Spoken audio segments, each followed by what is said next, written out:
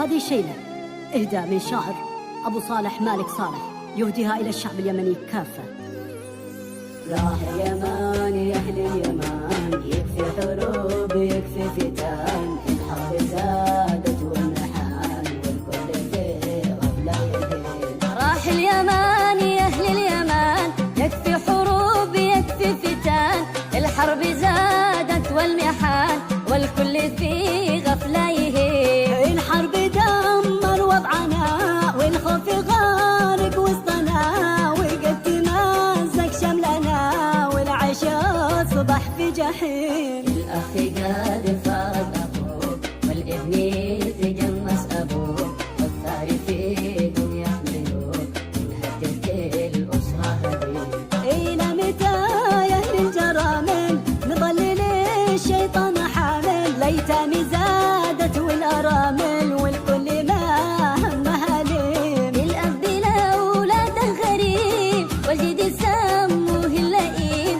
والفصل قاد صار الزعيم وكل شي عكس السليم. مالك أبو صالح كتاب أبيات توزن بالذهب، من حبر دمه قد سكاب لبلدة اليمن العظيم. يا هدهد اليمن سعيد، شل القوافي والقصيد واطرب وسمع كل جيد يا صاحبي الصوت الرهيب. احنا اليمن اصل العرب، قحطاني جدي والنساب، اهل الحضاره والاداب ما نخضع الا للكريم. تخيبوا قول الرسول حكمه وايمان وفعول، الخير هم عرض وطول، اسمع وافهم يا فقيه. ان كان ناوي للحروب خارج بلادي بشعوب، فغزو النصارى والغروب والكفر للاسلام غريب. قد صار